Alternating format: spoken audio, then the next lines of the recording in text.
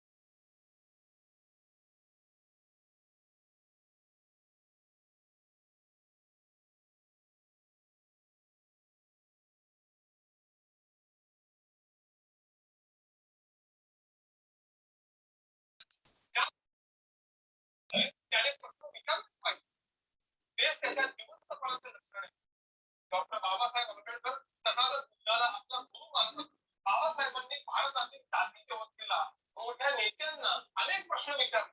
आपल्या ज्ञानाच्या जोरावर या कठीण प्रश्नांची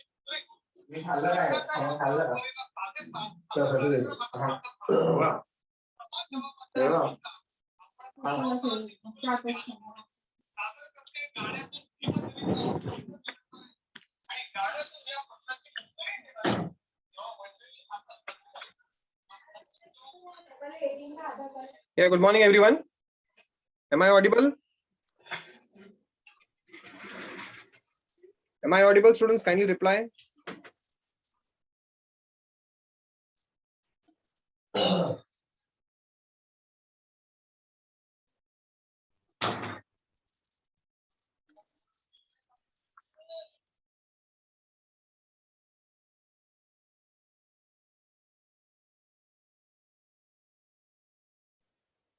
Students, am I audible? Kindly reply.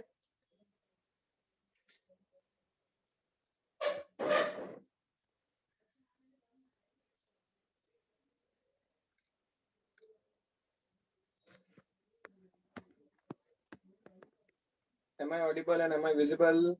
Kindly reply, students. Okay, thank you so much. Thank you so much. Yeah. Okay, yeah, I'm getting the reply now. Yeah, yeah. Thank you. Thank you.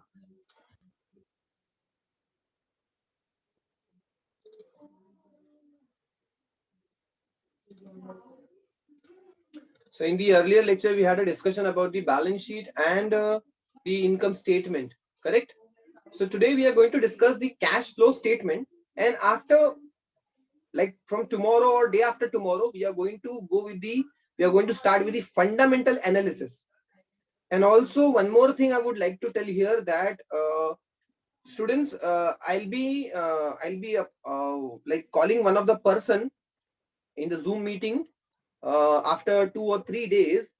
With the permission of Shreya ma'am, I'll ask Shreya ma'am first, and then after that I will add one person in our Zoom meeting. He'll come and he'll deliver the lecture. He will give the practicality concept of the stock market, and also you can open the account over there. If you will open the account over there, then definitely he will also give you the mentorship program. Mentorship means what? He will tell you about the stocks, that which stocks you can buy if you are going to open the account over there. Okay, your demat account over there. So if you have already opened the account, no problem in that. If you have account in the Zerodha, if you have account in the Fires, or we can say as Upstocks or Grow, then there is no such problem in that. You can open one more account over there. And if you will open the account over there, then you will get the mentorship. So this mentorship is very much important, as you are new learner in the stock market. So that's what the mentorship is required. So you can take the mentorship also, like you will get the free mentorship program over there. You will get the details about the stock, that in which stocks you can buy, what are the fundamentals of that stock, of that company. All the details you are going to get from that person. So I'll be calling that person. Is it okay? Is it okay that shall I call that person? I have to ask you all first. Then after that, if you are okay with that, then I'll ask Shreya ma'am, and then we'll confirm. Yeah. Okay. Everyone, please reply. I need a reply from everyone, each one of you.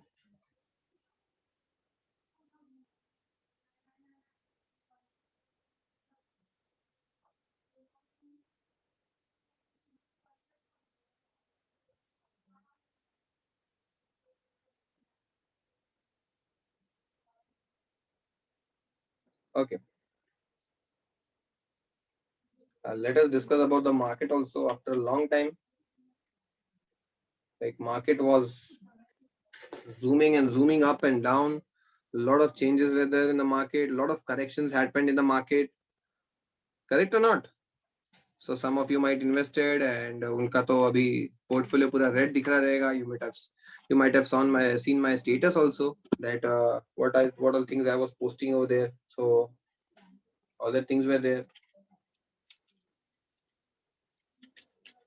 Even I am giving you all the updates in the group. I am very much updated in the group, so that you get all the details. बहुत सारे लोगों ने mutual fund start किया है, तो negative में. Do not get panic students, do not get panic over there.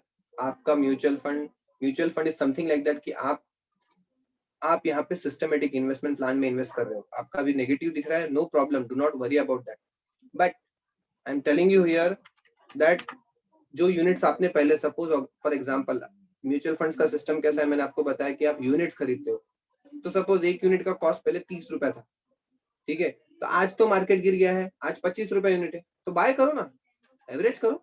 इसीलिए तो म्यूचुअल फंड सेफ होता है, बिकॉज हम लोग क्या करते हैं, हर बार एवरेज करते जाते.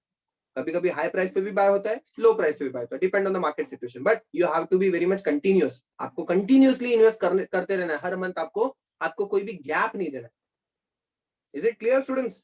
और अगर कभी ज्यादा पैसे, तो मैं तो बोलता हूँ जब मार्केट गिरा हुआ है तब ज्यादा पैसे डाल दो. It will give you the benefit. Okay, kindly reply students, kindly reply.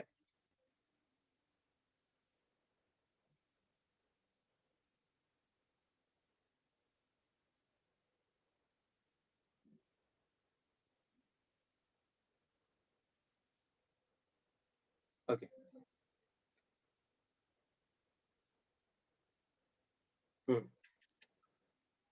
Okay. Now, there are two type of people. आज 2 yes, 2 lectures. Every day 2 lectures will be there, and this week we are going to end up. हम लोग end कर देंगे. ठीक है? चलो start करते हैं. Yeah, let's start.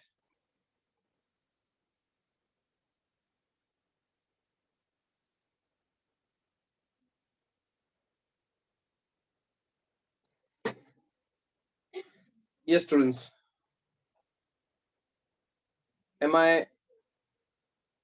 Is the screen visible? The screen which I have shared to you all, yes, it is visible, I think. Yeah, correct.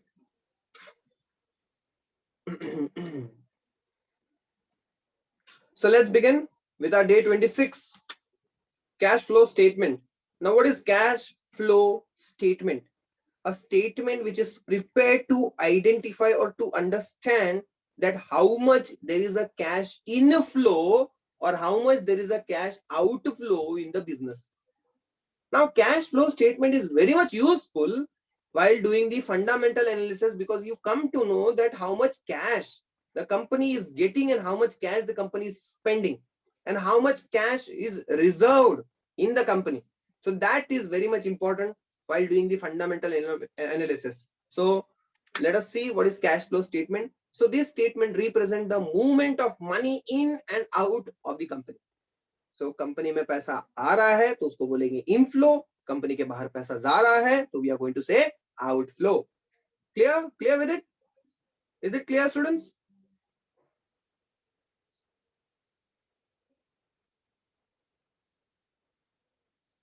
Okay. Now cash flow statement. ठीक है, तो उसमें हम लोग देखते हैं यहाँ पे first is income statement. Income statement it tells you if you are making a profit और loss and by how much.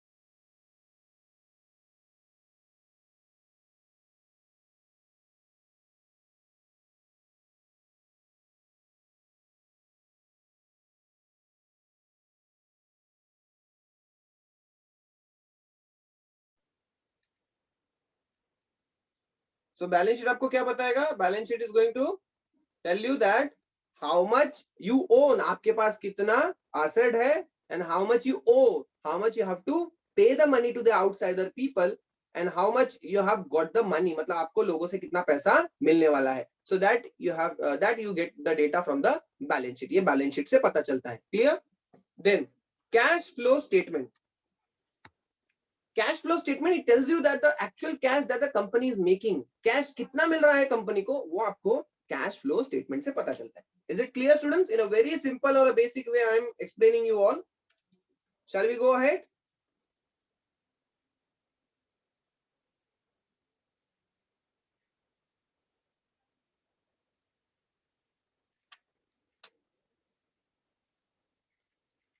Bankruptcy. Now what do you mean by bankruptcy? It is not a fall in profits that lead to failure but a lack of cash. Bankruptcy में क्या हो जाता है, profits कम नहीं हुआ है.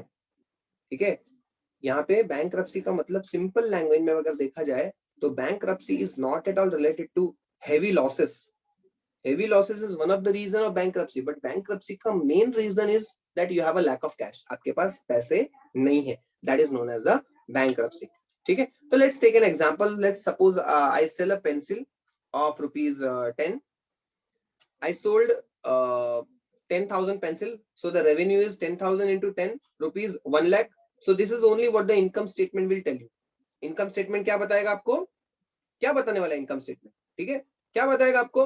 10 रुपए का पेंसिल है, 10,000 पेंसिल बेचा है, मेरा रेवेन्यू, मेरा सेल्स कितना हो गया है? 1 lakh rupees. Clear? Is it clear students? Is it clear?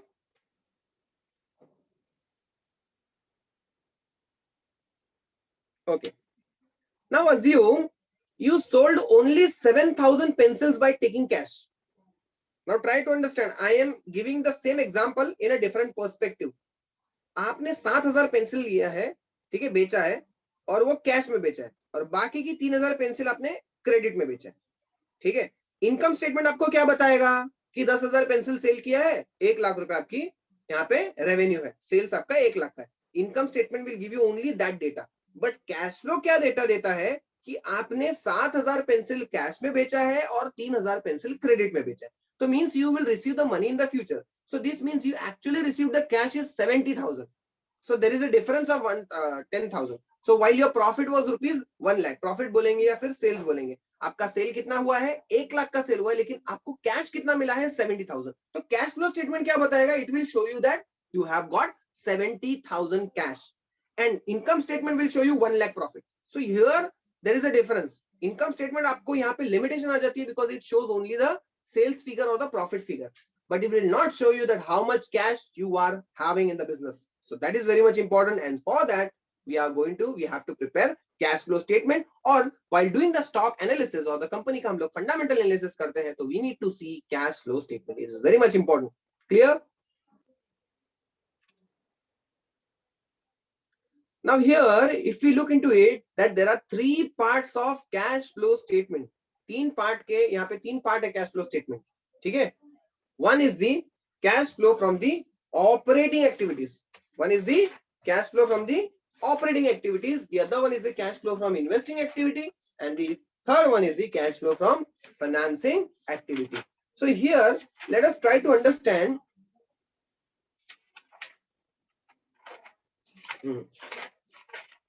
Let us try to understand, students, here that operating activity क्या होता है. So operating, investing and financing, ठीक है. तो कैश फ्लो मतलब यहाँ पे कैश आउटफ्लो भी हो सकता है, इनफ्लो भी हो सकता है ऑपरेटिंग में. सेम वे इन्वेस्टिंग एक्टिविटी में भी आउटफ्लो इनफ्लो हो सकता है, और फाइनेंसिंग एक्टिविटी में भी आउटफ्लो इनफ्लो होता है. So try to understand, let us try to understand operating activity मतलब क्या हो गया कि आप अपना बिजनेस कर रहे हो और उस बिजनेस में आपने कैश मिला आपको और कैश गया.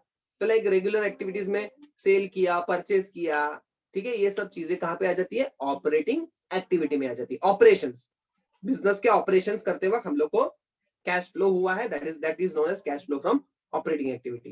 Cash flow from investing activity, investing मतलब हम लोग ने क्या किया है कि लाइक फॉर एग्जांपल हम लोग ने प्लांट खरीदा, मशीनरी खरीदा या बिल्डिंग खरीदा, तो क्या किया, we have invested an amount into an asset, and that asset will generate some revenue in the future. So that is known as investing activity. मतलब लंबे समय के लिए हम लोग ने इन्वेस्ट करके रखा है यहाँ पे, so that will come under the investing activities.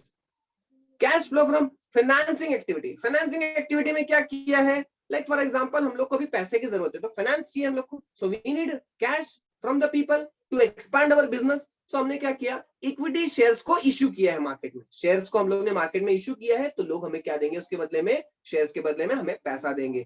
और एल्स मैंने डिबेंचर का रिडेम्पशन किया है. रिडेम्पशन किया मतलब मैंने लोगों को पहले से डिबेंचर देके रखे थे, अब मैं मेरे वापस डिबेंचर ले रहा हूं, मतलब मैं लोगों को वापस रिटर्न उनका कैश कर रहा हूं. तो यहाँ पे कैश आउटफ्लो भी हुआ, इनफ्लो भी हुआ, ठीक है. तो इक्विटी शेयर इश्यू करने से क्या हुआ, कैश मिला मुझे, इनफ्लो हुआ कंपनी के अंदर, एंड डिबेंचर का रिडेम्पशन करने से या फिर इक्विटी का बायबैक करने से कैश आउटफ्लो हो गया. So this is how the cash flow from financing activity works. Clear with it? Is it clear students? Is it clear?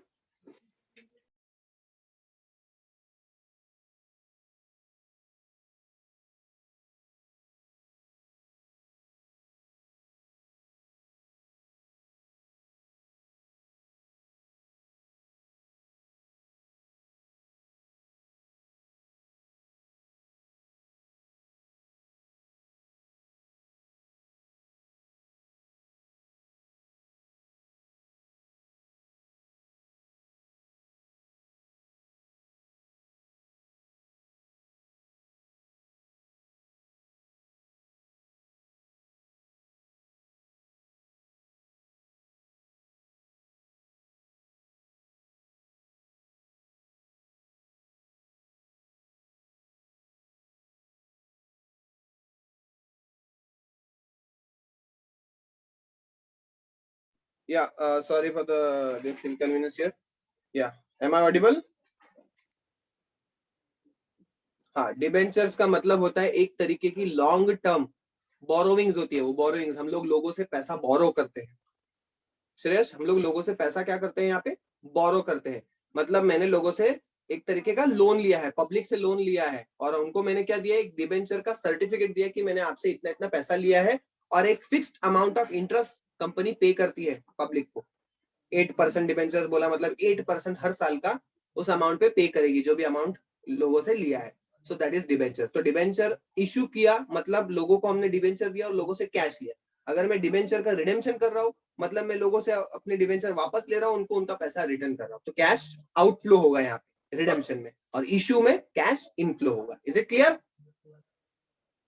Is it clear now? Okay, that's great. Cash flow from operating, अभी मैंने जो सब बताया है यही सब आपको slide में दिखेगा। So cash flow from operating activity, it tells how much cash the company has generated from its actual business. Focus on this section because it tells you the cash generating power of a company. Operating activity के section में हम लोग को क्या पता चलने वाला है? ऑपरेटिंग एक्टिविटी के सेक्शन में क्या पता चलने वाला है कि कंपनी अपने बिजनेस से, एक्चुअल जो बिजनेस चल रहा है उसमें से कितना कैश जनरेट करती है, मतलब एक माल बेचने से उनको कितना कैश मिल रहा है। तो यहाँ पे एक कैश जनरेटिंग पावर पता चलती है इस ऑपरेटिंग एक्टिविटी से। It includes items given on the next slide, जैसे कि figure taken from the income statement. Net income पता चलता है कि कंपनी का कितना इनकम हुआ है, नेट इनकम मतलब कैश, कैश ऐड करके। So all items below it will either get subtracted or added to get net cash provided by operating activities। मतलब इस ऑपरेटिंग एक्टिविटी में हमें फाइनली क्या पता चलेगा कि हमें कितना कैश मिला है, ऑपरेटिंग एक्टिविटीज से कितना कैश मिला है। तो वो कैसे होगा? सारी आइटम्स को हम लोग क्या करेंगे, जो आइटम से कैश जा रहा है उसको सबट्रैक्ट करेंगे, जो आइटम से कैश आ रहा है उसको ऐड करेंगे, ताकि हमें क्या मिल जाएगा? Net cash provided by operating activity. तो इस तरीके से ऑपरेटिंग एक्टिविटी फाइंड आउट किया जाता है। Is it clear with the operating activity? Yes, students, kindly reply.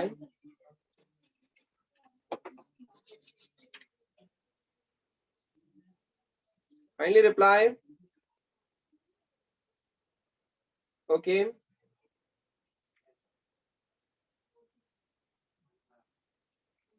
Depreciation, अभी डेप्रिसिएशन भी एक आइटम है जो ऑपरेटिंग एक्टिविटी में आता है। Figures taken from the income statement, all items below it will either get subtracted और added to get net cash. मतलब यहाँ पे डेप्रिसिएशन का भी एक रोल रहता है। अभी डेप्रिसिएशन से क्या होता है यहाँ पे? Students try to understand, depreciation is a non cash item. Let me explain you here कि लाइक फॉर एग्जांपल मेरा 1 लाख का मशीनरी है, ठीक है, अब उसकी कीमत 1 साल के बाद हो गई है 90,000। क्या मैंने सच में किसी को 10,000 रुपए पे किया? नहीं, मैंने सिर्फ असेट की वैल्यू कम की। क्यों? क्योंकि वो उसका वैल्यू अभी कम हो चुका है। तो यहाँ पे सच में मैंने किसी को 10,000 रुपए किया? No. So it is a non cash item. So ये आइटम क्या है यहाँ पे? एक्सक्लूड, इंक्लूड होती है लेकिन उसमें से हम लोग उसको एडजस्ट करते हैं क्योंकि इनकम स्टेटमेंट में उसको कंसिडर किया है। इनकम स्टेटमेंट फाइंड आउट करते वक्त यहाँ पे डेप्रिसिएशन को लेस किया, तो ये डेप्रिसिएशन क्या होगा? ऐड होगा वहां पे। Okay, then changes in working capital. This item is also very much important if the company owed money or more money by the customer this year and then it was last year, account receivable increases, cash increases and cash flow decreases. तो यहाँ पे क्या होता है? Working capital में जो भी changes होते हैं वो भी हम इंक्लूड करते हैं। ठीक है, तो हम लोग इसको इतना डिटेल में नहीं देखने वाले कैश फ्लो को, क्योंकि हमें सिर्फ कैश गया कैश आया उससे ही लेना देना है। ठीक है, so after seeing all this point, directly jump to the end line, net cash provided by operating activity। तो ये हमें इससे लेना देना है कि हमें net cash flow operating activity से कितना मिल रहा है। तो मैंने आपको कल I think I have sent you the screenshot of some websites. From that website you will get all the data directly, but आपको बेसिक पता होना चाहिए। That's why I am telling you, that's why I am explaining you the basic part here. Okay, let us come to the cash flow from investing activity. ठीक है, operating समझा यहां तक? Students kindly reply.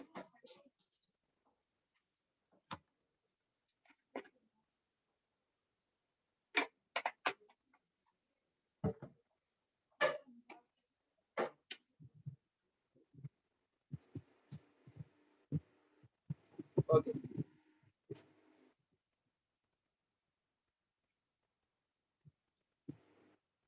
Cash flow from investing activity. It includes cash flow associated with buying or selling of property. मैंने बोला जैसे कि plant, machinery, building, so property, plant, equipment, and other non-current assets and other financial assets. So include some items that are shown in coming slides. So अभी कुछ items हैं जो cash flow from investing activity में आती है. तो simple language में cash flow from investing activity क्या है कि मैंने पैसा लगाया है, मेरे बिजनेस में पैसा लगाया है कुछ असेट्स में और वो असेट फ्यूचर में क्या देंगे, मुझे इनकम जनरेट करके देंगे. ठीक है. Capital expenditure, it represents money spent on items that last a long time, such as property, plant and equipment. Capital expenditure होगा ना, any type of expenditure which gives you the benefit for the coming years and the actual amount spent is at one time only. Such type of expenses are known as capital expenditure. Clear? Capital expenditure क्या होता है? जैसे कि bike खरीदा, for example एक personal example देता हूँ, business के रिलेटेड नहीं दे रहा हूँ. बाइक खरीदा, क्या हो गया यहाँ पे, मैंने बाइक खरीदा. ठीक है, अभी कॉलेज चालू है, मस्त भारी वाला बाइक खरीदता हूँ मैं. ठीक है, तो बाइक खरीदा, क्या हो गया, खर्चा किया. ठीक है, कल वापस नई बाइक खरीदूंगा क्या, नहीं. वो बाइक मुझे 1 साल 2 साल 5 साल 10 साल तक बेनिफिट देने वाली है. ठीक है, तो ये क्या हो गया, कैपिटल एक्सपेंडिचर. बाइक में पेट्रोल डालूंगा, हर रोज डालना पड़ेगा या हर 4-5 दिन में डालना पड़ेगा. So such type of expenses are recurring in nature and such type of expenses are known as recurring, that is revenue expenditure. ठीक है, revenue expenditure बोलते हैं उसको हम लोग.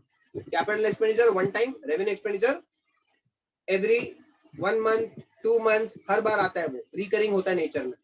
Clear? Capital और revenue का difference.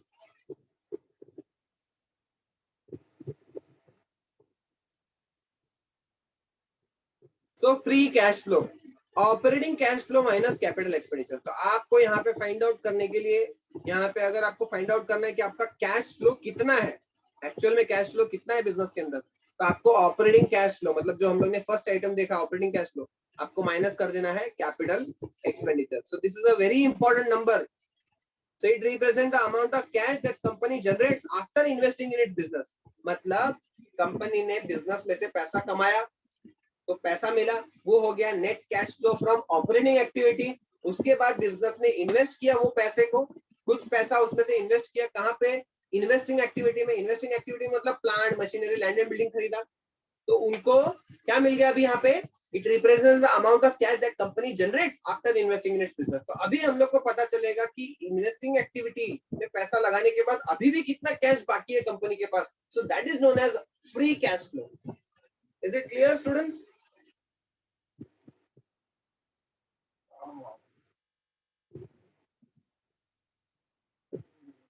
Kindly reply. Okay, that's it. Please आप लोग गो थ्रू करना. कैश फ्लो स्टेटमेंट बहुत इंपॉर्टेंट है, इनकम स्टेटमेंट बैलेंस शीट से ज्यादा इंपॉर्टेंट है. ठीक है, बिजनेस की एक्चुअल कैश जनरेटिंग कैपेसिटी बताता है. Now investment proceeds. Company often takes some of their excess cash and invests in its bonds or stocks. This number tells you us how much money the company has made on its investment. तो यहाँ पे कभी-कभी company क्या करती है कि उनके पास अगर एक्सेस कैश रहेगा, ठीक है, एक्सेस कैश मतलब अभी बहुत सारा कैश पड़ा है, 5 से 10 करोड़ रुपया पड़ा है कंपनी का. अब पड़ा है तो वो यूज नहीं हो रहा है, तो what they are going to do, वो लोग क्या करेंगे, रिडेम्पशन कर देंगे डिबेंचर का या फिर इक्विटी शेयर्स को बाय बैक करेंगे. अब समझ रहे हो, इक्विटी शेयर्स को बाय बैक करेंगे, डिबेंचर का रिडेम्पशन करेंगे. इससे क्या होगा, कंपनी क्या कर देगी, जो एक्सेस कैश रहेगा वो पब्लिक को दे देगी, रिटर्न कर देगी और उनके वो शेयर ले लेगी. अगर वो शेयर्स ले लेगी तो उनको डिविडेंड देने की जरूरत नहीं है उनको.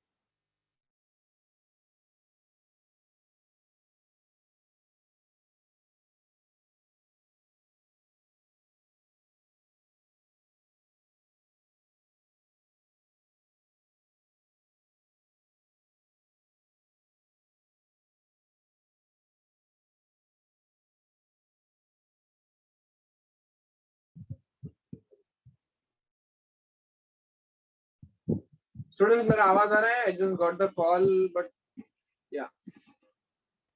तो यहाँ पे कंपनी क्या करेगी, यहाँ पे कंपनी क्या करेगी, उनके पास जो एक्सेस कैश रहेगा यहाँ पे, so that cash they are going to return it to the public and instead of that they are going to take their debentures back और इक्विटी शेयर्स बैक. उससे क्या होगा कि इक्विटी शेयर जितने company के पास रहेंगे उतना कम डिविडेंड देना पड़ेगा पब्लिक को. पब्लिक के पास अभी कम हो जाएंगे ना इक्विटी शेयर, बड़े खरीद लेंगे तो पब्लिक को कम डिविडेंड देना पड़ेगा या पब्लिक को कम इंटरेस्ट देना पड़ेगा डिबेंचर्स पे. So this is what this number tells you that how much money company has made on its investment. कितना पैसा कमाया है इन्वेस्टमेंट्स करके. Is it clear? या फिर such money can be utilized to invest in some other company and to get the dividend and we can say dividend मिलना या फिर interest मिलना दूसरे company. Is it clear or not?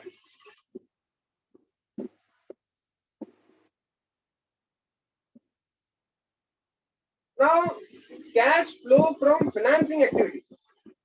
It measures the movement of cash between a firm and its owner, investors and creditors. तो यहाँ पे देखो owners के बीच में, investors के बीच में और creditors के बीच में पैसा घूमता है. वो सारे पैसे कहाँ पे आते हैं? Financing activity. मैंने स्टार्ट में ही बताया कि मुझे पैसे की जरूरत है तो मैं क्या करूंगा? लोगों से पैसा मांगूंगा, लोगों को शेयर्स दूंगा या डिबेंचर्स दूंगा, and instead of that they will give me the money and that money I will use in the business. So such activities of cash flow are considered under the head cash flow from financing activities. Is it clear? Is it clear, dear students?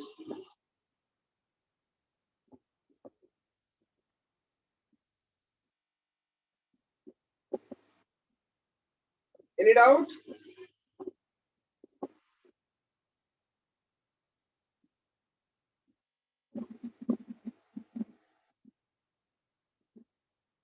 Okay, that's great.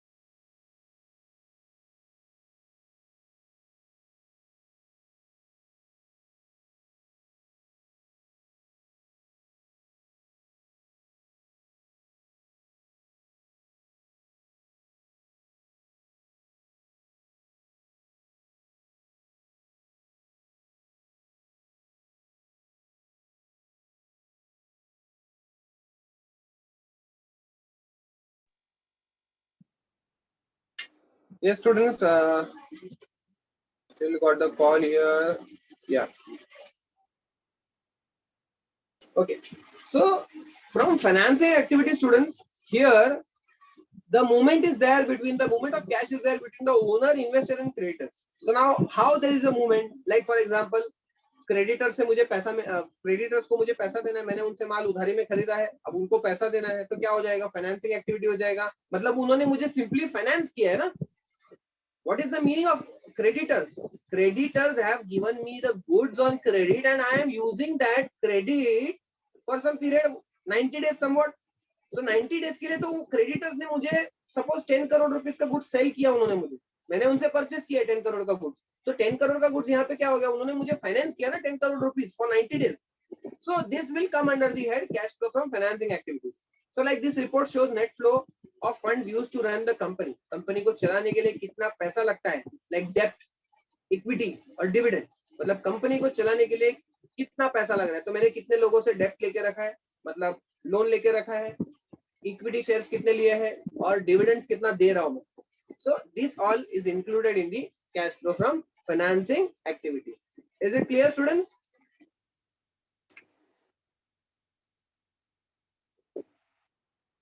Yes, please reply. Please ask what is not clear. Yes, Himani, क्या नहीं समझा? Please ask.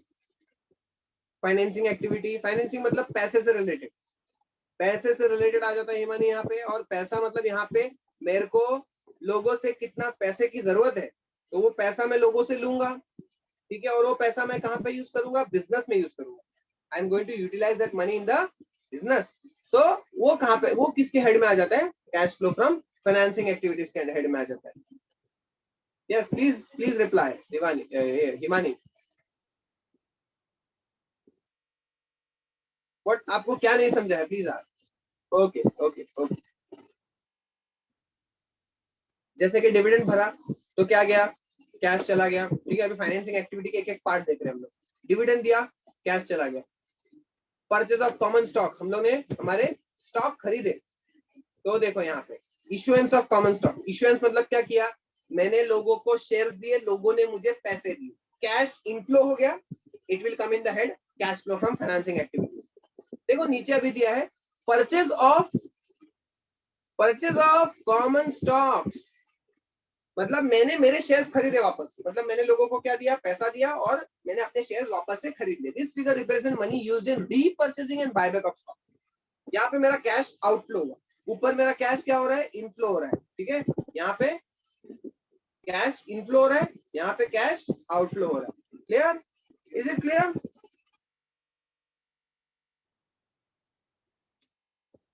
Then issuance or repayment of debt. This figure involves the borrowed money and the repaid money that it previously borrowed. The same way, जैसे equity shares को मैंने issue किया, वैसे ही मैं यहाँ पे डेट, डेट मतलब यहाँ पे नॉर्मली डिबेंचर आता है, पब्लिक डिपॉजिट्स भी आ जाते हैं यहाँ पे, ठीक है। तो दो तरीके के डेप्स होते हैं मेजरली, ठीक है, दो मेजर डेप्स होते हैं, one is a debenture, the other one is a public deposit. तो मैंने क्या किया, लोगों को मैंने डिबेंचर दिए, तो लोगों से मैंने क्या लिया है, पैसा लिया है, और साथ ही साथ उनको मैं बाद में रिटर्न भी करूंगा। तो जब रिटर्न करूंगा तो कैश आउटफ्लो होगा, जब पैसे ले रहा हूं तो कैश इनफ्लो होगा। As simple as that, financing activity. Clear? CINCO. Okay, please reply.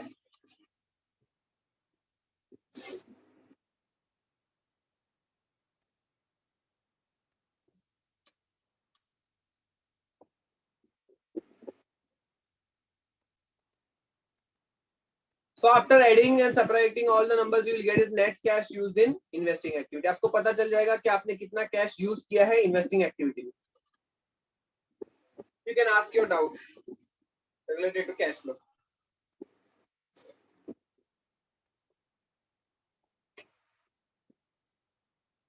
Please ask your doubt and then we will go with the practical part. कैसे cash flow हम लोग को यूज में.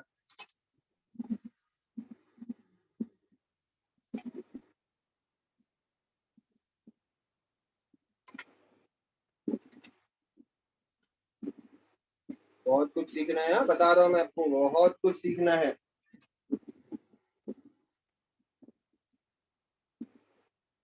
फंडामेंटल एनालिसिस आने वाला है. Yes Vaishali sir, operating activities फिर से समझा. बिजनेस को चलाने के लिए, ठीक है, बिजनेस को चलाने के लिए आपका कितना पैसा गया और कितना पैसा आया. जैसे कि मैंने पेंसिल का एग्जांपल दिया था, तो पेंसिल का एग्जांपल दिया तो मैंने पेंसिल बेचे, 10 रुपए का पेंसिल बेचा, 10,000 पेंसिल बेचे, 1,00,000 रुपए मैंने सेल किया, लेकिन उसमें से एक्चुअल में मैंने कैश में कितना सेल किया, तो 7,000 पेंसिल सेल किया, तो मुझे कितना पैसा मिला, 7,000 मतलब 70,000 रुपीज मुझे पैसा मिला. तो कैश इनफ्लो हो गया बिजनेस में सेलिंग करने से. तो ऑपरेशंस का मतलब होता है बिजनेस को चलाने के लिए whatever the money is being utilized or whatever the money you are getting by selling the product or by purchasing the product, whatever the money you are paying, that is known as operating activity. अब try to understand, एक example में देता हूं, उससे आपको financing और operating के बीच में डिफरेंस पता चलेगा. एकदम सिंपल सा example, purchase goods of ₹1,00,000, 70,000 paid in cash, 30,000 credit. Try to understand this. 70,000 रुपए कैश पे किया है गुड्स परचेस करने से, और 30,000 रुपए मैंने क्या किया है यहाँ पे उधारी रखा है. मतलब मैं 30,000 रुपए 3 महीने के बाद दूंगा. इसका मतलब क्या हुआ है कि 70,000 मैंने कैश पे किया है, मतलब बिजनेस को चलाने के लिए मैंने कैश पे किया है. बिजनेस को चलाना है ना मुझे, गुड्स परचेस करूंगा फिर सेल करूंगा. तो यहाँ पे 70,000 rupees will come in cash flow from operating activity and 30,000 will come in the cash flow from financing activity. Sir financing क्यों? अरे 90 दिन के लिए मुझे सामने वाला पर्सन उधारी पे दे रहा है, तो उसने मुझे 30,000 रुपए अल्टीमेटली उधारी दिया ना, अल्टीमेटली उसने मुझे 30,000 रुपए फाइनेंस किया. So that is the difference between the financing and operating activity. Clear? Clear Vedanti, Vaishali? Yes, very good, बहुत बढ़िया. सबके डाउट वहीं पे, मतलब वहां पे थोड़ा सा मैंने बराबर नहीं बताया रहेगा, बट अभी समझा रहेगा. I hope so. Please ask if you have any doubt. I will give one more example if you want me to give.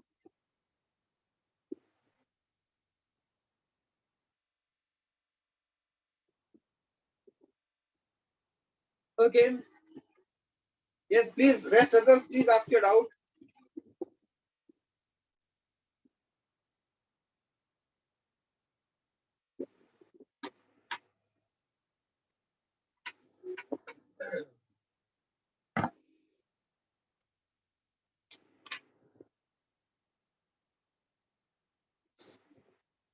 Okay, I think so, no doubt. Then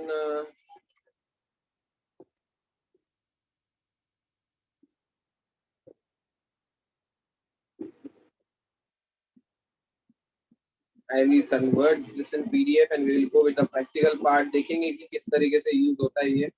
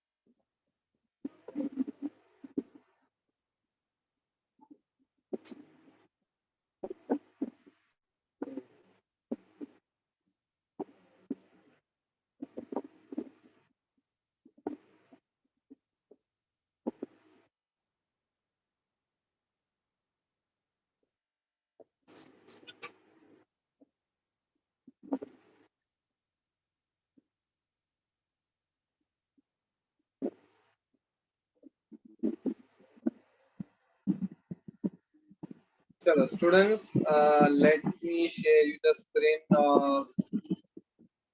Okay.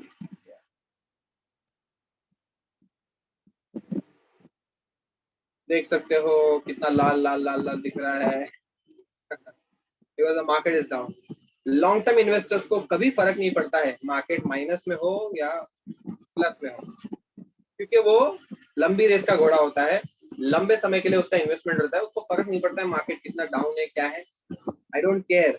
ठीक है, I have invested the money, that's it, खत्म. Is it clear? So you can see my position holdings, you can see all are in minus, only IRCTC बचा के रखा है, plus में है. ठीक है, Tata chemicals also given me 10% return and Tata Power has given me 74.33%. So this is what all the this is there. मतलब ये मेरा पोर्टफोलियो है जो कि कुछ ग्रीन में है, कुछ माइनस में, कुछ नहीं, ऑलमोस्ट 80% माइनस में है. ओके सर, आपने म्यूचुअल फंड में मंथली 500 इन्वेस्ट करने का सजेस्ट किया था सर, वो ऐप थ्रू कैसे करना है? हिमानी, ये देख सकते हो इन्वेस्टमेंट में ग्रो ऐप है. तो यहाँ पे आपको खाली क्या करना है, अभी देखो यूनिट्स एलोकेट पे मुझे मेरा अभी भी हुआ है. तो सबसे पहले आपको क्या करना है, यहाँ पे जाना है और म्यूचुअल फंड पे जाना है. ठीक है, और क्लिक कर देना है. आपको ये वाला प्लान लेना है तो आप स्टार्ट SIP करेंगे, SIP का अमाउंट डालेंगे 500, स्टार्ट करेंगे. ठीक है, और यहाँ पे फाइनलाइजेशन. ओ बाय हो गया ये. ओके ओके, ठीक है, चलो ठीक है, ये बाय हो गया ऑर्डर. ठीक है,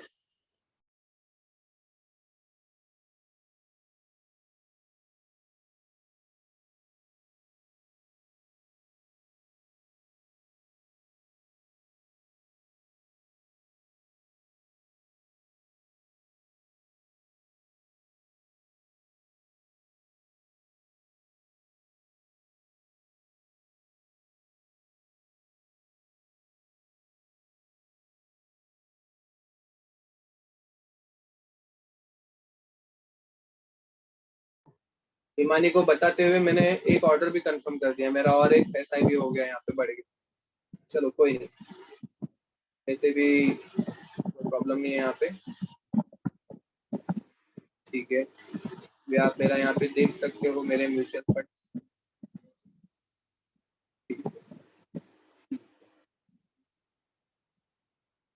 कितने इयर्स तक करना है इन्वेस्ट स्टार्ट?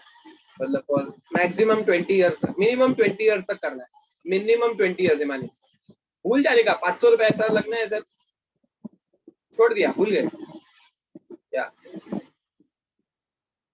गया मेरा 500. हिमानी गया मतलब इन्वेस्ट हो गया, गया नहीं है किधर.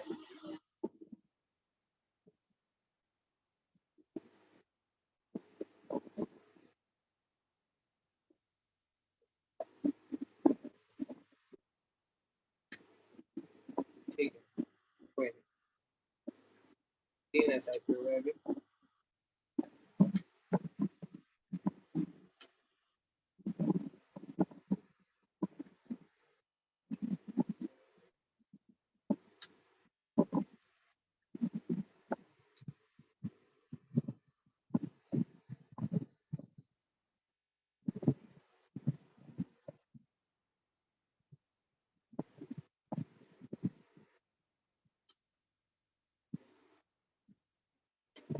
Just a minute, students. I don't want to start this.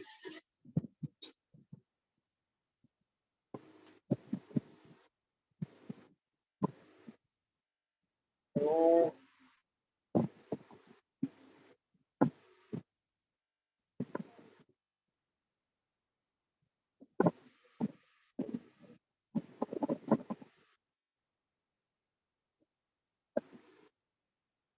Okay, I'll check later on. चलो ठीक है, जाने दो. हाँ, कैंसिल हो सकता है कंचन. I can cancel it. Yeah, I can cancel it. I will cancel it afterwards. Mobile में से मैं कर दूंगा बाद में. चलो, let's see the fundamentals. ठीक है. अब देखो कुछ फंडामेंटल्स है जिसके मैं नाम लेने वाला हूँ. कुछ नहीं समझेगा, शायद समझेगा कुछ लोगों को भी.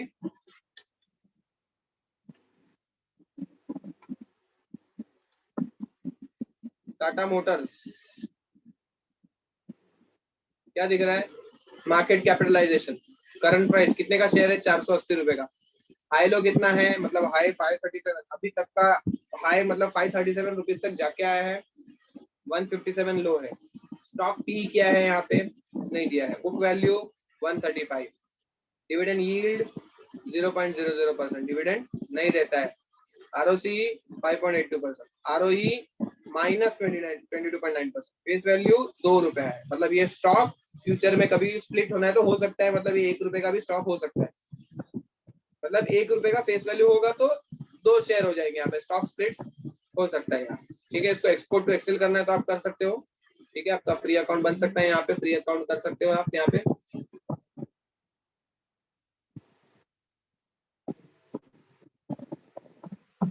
ऑलरेडी है अकाउंट यहाँ पे तो क्लियर.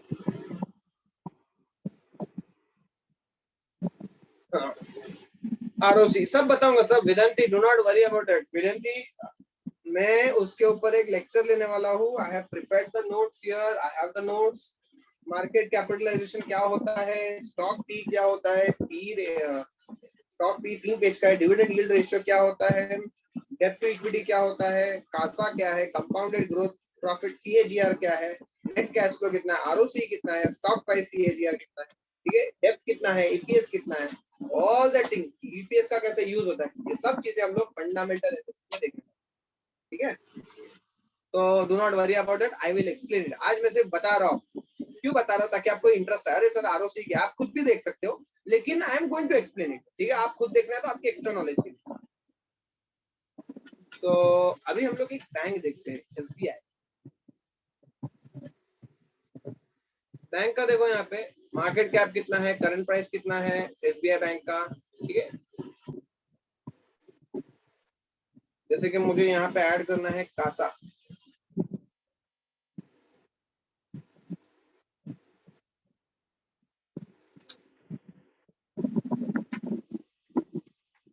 और मैं ऐड कर सकता हूँ यहाँ पे EPS.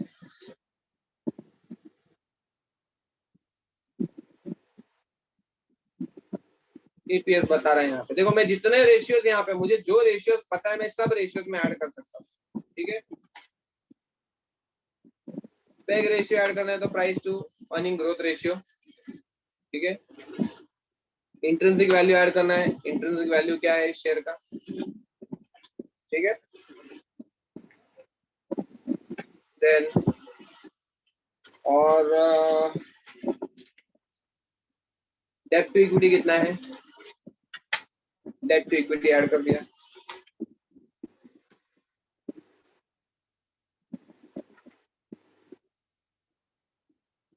Stock price CAGR. Market capitalisation already है. Cash flow, net cash flow last year का कितना है, ये आ गया आपका नेट कैश फ्लो. ठीक है. तो यहाँ पे अभी आपको नेट कैश फ्लो से पता क्या चलता है. Try to understand.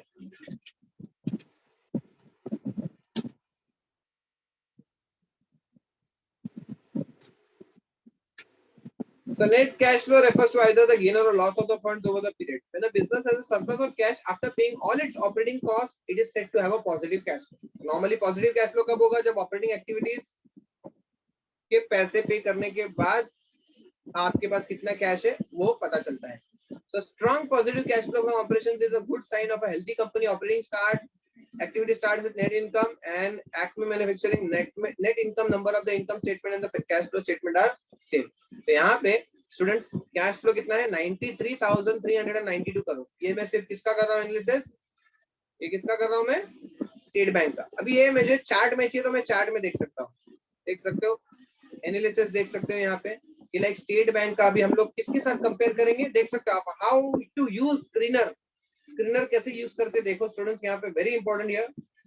इसने क्या पूछा है सब बताऊंगा. Poonam do not worry, book value, stock P, do not worry students. उसके ऊपर फंडामेंटल एनालिसिस का लेक्चर होने वाला है, बहुत बड़ा लेक्चर होगा, इसीलिए वो एक साथ ही बताऊंगा मैं आपको. अभी बता के नहीं समझेगा, अभी आप सिर्फ देखो, देखने के बाद आपको क्या होगा, you will gate influence, you will say अरे यार इसका मतलब क्या होता है, उसका मतलब क्या होता है. तो you will go and search on YouTube, try to search from your side. जितना समझता है समझ के लो, नहीं समझ रहा है कोई प्रॉब्लम नहीं. I am going to explain in one full lecture. ठीक है. P means price to earning, profit earning, price to earning, profit earning निकाल सकते. ठीक है. तो अभी क्या होता है ना कि स्टेट बैंक का मार्केट कैपिटलाइजेशन कितना है, देखो अभी ये सबका बाप है. State Bank of India is a father bank, मतलब उसका मार्केट कैपिटलाइजेशन देख लो 473. पी देखो कितना है 12.48. मार्केट कैपिटलाइजेशन 42 कितना है 4,22,267 करोड़. देख सकते हो आपका इसका एक और डिजिट बढ़ गया. बाकी सब देखो कितने छोटे छोटे बैंक उसके सामने. ठीक है. सो ये क्या है यहाँ पे, ये बैंक्स को, बैंक का सेक्टर है स्टेट बैंक ऑफ इंडिया, और ये इसको इंडस्ट्री के बैंक पब्लिक सेक्टर से कंपेयर किया जाएगा. मतलब पब्लिक सेक्टर बैंक को पब्लिक सेक्टर के साथ ही कंपेयर करेंगे. Dividend yield, yes SBI dividend देता है, बाकी लोग देखो डिविडेंड भी नहीं देते. नेट प्रॉफिट क्वार्टर, मतलब एक क्वार्टर में कितना प्रॉफिट कमाया है, मतलब हर 3 महीने में कितना प्रॉफिट कमाती है. बाकी लोग देखो, तो एसबीआई का शेयर लेना बहुत फायदेमंद है, ऐसा समझ में आ रहा है यहाँ पे देख के. ठीक है. बाकी सब रेशियोज भी मैं एक्सप्लेन करूंगा, do not worry about that. Quarter profit कितना है, वरांस, सेल्स कितना है 4.26 क्वार्टर सेल्स है यहाँ पे, आरओसी 4.53 है. ठीक है. क्लियर है. अब देखो ये इनका आ गया है कंसोलिडेटेड फिगर्स. ठीक है. किसका है, एसबीआई का है. अगर आपको देखना है तो देख सकते हो आप यहाँ पे प्रॉफिट एंड लॉस मार्च 2010 से लेके मार्च 2021, 10 साल का डेटा दिया है यहाँ पे screener. See how much richness you get of the data from the website. क्या दिख रहा है आपको यहाँ पे, you are getting all the details. कितना रेवेन्यू हुआ था, तो इज द रेवेन्यू ग्रोइंग, क्या एसबीआई का रेवेन्यू बढ़ रहा है. 1 लाख, 1,13,000, 147, 167, ये देखो बढ़ रहा है, बढ़ रहा है, बढ़ रहा है. यहाँ पे 2,30,000 से 2,28,000 हो गया, 253 हो गया, बाद में 69 हो गया, 78 हो गया, 280 हो गया. So it is a growing bank we can see. मतलब ये बैंक क्या हो रहा है, ग्रो हो रहा है. ग्रो हो रहा है मतलब इसमें पैसे लगा सकते हैं हम लोग. इतना तो हम लोग को लग रहा है कि ये देख के हम लोग पैसे लगा सकते हैं. Now remember one thing, fundamental analysis में जितने भी रेशियोज बताने वाला हूँ, एक रेशियो के ऊपर कभी डिपेंड मत रहना. एक रेशियो के बेसिस पे कभी भी पैसा उस स्टॉक उस कंपनी में नहीं डालना. कम से कम आपको 5 से 7 रेशियोज देखने पड़ेंगे. 7 रेशियोज अगर पॉजिटिविटी दिखा रहे हैं then only invest in that company, otherwise do not invest. एक रेशियो के बेसिस पे नहीं चलता है इन्वेस्टमेंट, नहीं तो बहुत लोग करोड़पति होते थे. Okay. So this is the profit and loss. ये रहा बैलेंस शीट. बैलेंस शीट भी बहुत तगड़ी है यहाँ पे. ठीक है. अच्छे खासे फिगर्स दिख रहे हैं. Cash flow, student cash flow यहाँ पे आप देख सकते हो कि इनका ऑपरेटिंग एक्टिविटीज से देखो कितना नेगेटिव है कैश फ्लो. ठीक है. कितना नेगेटिव था 2010 में, अभी देख सकते हो ऑपरेटिंग एक्टिविटी से कितना कैश फ्लो है 89,919. फिर इन्वेस्टिंग एक्टिविटी, मतलब कंपनी क्या कर रही है, एसबीआई क्या कर रही है, अपना पैसा बहुत लगा रही है बड़े बड़े असेट्स में. तो असेट्स में लगा रही है मतलब ये अच्छी बात है, बट इतना नेगेटिविटी आ गया. देन फाइनेंसिंग एक्टिविटीज से पैसा और मिल रहा है उनको 7143. तो this is what their cash flow is. ठीक है. तो इतना कैश फ्लो है उनके पास. अब ये क्यों नेगेटिविटी दिख रहा है, क्योंकि ना एसबीआई एक ऐसी बैंक है जो बाकी बैंक्स को सपोर्ट करने के लिए, जैसे कि yes bank. Cash flow negative होना मतलब उन्होंने ज्यादा स्पेंड कर दिया है कैश. क्या किया है उन्होंने, स्पेंड कर दिया है इन्वेस्टिंग एक्टिविटी में, बहुत ज्यादा पैसा लगा दिया, ठीक है, जितना लगाना चाहिए था उससे बहुत ज्यादा लगाया है, इसीलिए वो नेगेटिव हो गया। जैसे कि अभी मैं आपको इसका एग्जांपल देता हूँ एसबीआई का, कि अभी यस बैंक, आपको पता है यस बैंक कितना घाटे में चल रहा है, वाई बिकॉज उसके इसमें बहुत सारे स्कैम या फिर कोई प्रॉब्लम बहुत सारे क्रिएट हुए, उसकी वजह से वो क्या हो रहा है यहाँ पे, नेगेटिव चल रहा है। तो यहाँ पे गवर्नमेंट ने क्या डिसाइड किया कि स्टेट बैंक क्या है, गवर्नमेंट बैंक है, ठीक है, तो स्टेट बैंक उसको संभालेगी। तो संभालेगी मतलब क्या हो गया, स्टेट बैंक है, एचडीएफसी है, ऐसी जो बड़ी बड़ी बैंक है वो यस बैंक को संभालेंगे। तो संभालेंगे मतलब क्या करेंगे, उन्होंने कुछ उसको लोन दे के रखा है, ठीक है, मतलब क्या किया है, इन्वेस्टमेंट किया है, यहाँ पे लोन दिया, मतलब क्या हो गया, इन्वेस्टिंग एक्टिविटी हो गया, इसीलिए वहां पे वो नेगेटिव दिख रहा है, ठीक है। तो ये सारी चीजें आपको जानना जरूरी है। तो आपको यहाँ पे क्या करना है, cash flow from investing activity, why the State Bank of India is having cash flow from investing activity as negative, so you will get the answer on Google, do not worry about that, okay Shreyash? Then talking about the ratios, देखो ROE पहले कितना था, 15% था, फिर बाद में कम ज्यादा होके यहाँ पे 8% हो गया, ठीक है। शेयर होल्डिंग पैटर्न कितना है, तो शेयर होल्डिंग पैटर्न देखो, ये बहुत जरूरी है, शेयर होल्डिंग पैटर्न देखना स्टूडेंट्स, वेरी वेरी इंपॉर्टेंट।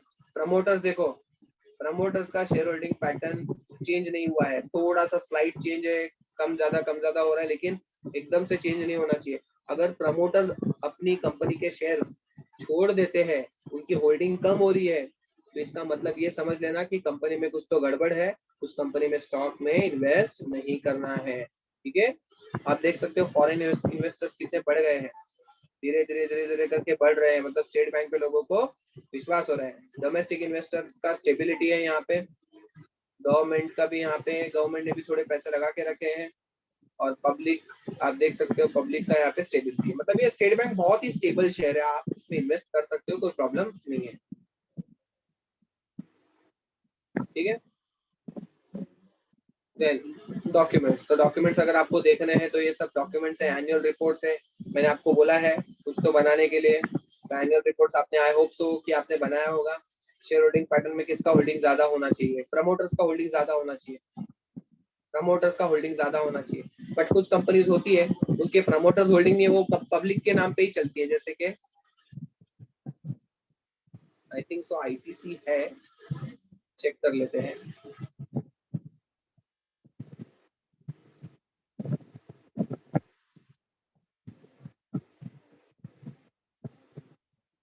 देख सकते हो यहाँ पे कोई प्रमोटर ही नहीं है, इसको कौन चलाता है, देखो FIIs मतलब foreign institutional investors, domestic institutional investors और पब्लिक।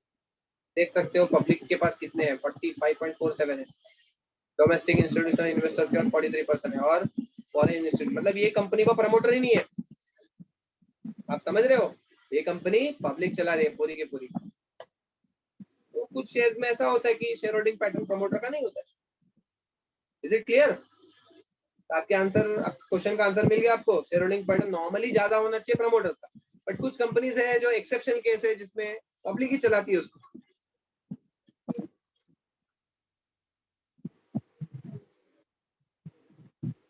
देखो यहाँ पे प्रमोटर्स का कितना शेयर होल्डिंग है, हिंदुस्तान यूनिलीवर में, फिर हिंदुस्तान जिंक देखेंगे, वो एक गवर्नमेंट डिविडेंड यील्ड कंपनी है, डिविडेंड देने वाली कंपनी है, तो इन्वेस्ट देखो प्रमोटर्स का होल्डिंग कितना है यहाँ, ठीक है। तो इस तरह से हम लोग ये रीड करते हैं स्क्रीनर पे, ठीक है। यहाँ पे गवर्नमेंट का देखो ज्यादा है होल्डिंग, हिंदुस्तान जिंक में 20% होल्डिंग है अप्रॉक्स, तो एक गवर्नमेंट, मतलब इसमें गवर्नमेंट का होल्डिंग है, तो यहाँ पे वो लोग क्या करते हैं, डिविडेंड ज्यादा डिक्लेयर करते हैं। फिर BPCL है, भारत पेट्रोलियम, भारत पेट्रोलियम में गवर्नमेंट का भी देखो होल्डिंग है, यहाँ पे प्रमोटर्स का भी होल्डिंग है, पब्लिक का भी होल्डिंग है, ठीक है। देन रिलायंस का देखोगे, चलो रिलायंस का बता, प्रमोटर्स की होल्डिंग देखो 50.61 है, मतलब कौन, मिस्टर अंबानी एंड उसके साथ जो भी रहेंगे उनकी होल्डिंग। फॉरेन इंस्टीट्यूशनल इन्वेस्टर्स, यहाँ पे अंबानी ने कुछ बीच में भी किया था कि फॉरेन इंस्टीट्यूशनल इन्वेस्टर्स थोड़ा शेयर बढ़ा के दिया था। Domestic institutional investors, government, public, तो ये पब्लिक का भी आप रेशियो देख के पता कर सकते हो कि इसमें पब्लिक का यहाँ पे थोड़ा सा कम हो रहा है यहाँ, तो कुछ तो रहेगा, something will be there related to that, so you have to do the detailed study. This is all the fundamental analysis. इसको fundamental analysis बोलते हैं. But इसको समझने के लिए आपको क्या आना चाहिए? You should know about all these things, all these basic things. तो ये basic चीजें मैं बताने वाला हूँ आपको. Do not worry about that. ठीक है? Clear? Is it clear? Net cash flow देखो माइनस में चल रहा है एयरलाइंस का, मतलब बहुत इन्वेस्टमेंट कर रहे हैं वो लोग अपने को बिजनेस को बढ़ा के बहुत सारा इन्वेस्टमेंट कर रहे हैं. एक और शेयर बताऊंगा मैं, ये जो कंपनीज है ना देखो इसका कैश फ्लो देखो 6065 है. तो ऐसी कंपनी बहुत स्टेबल होती है जिसका कैश फ्लो पॉजिटिव होता है ना, ऐसी कंपनी बहुत स्टेबल होती है. ओके,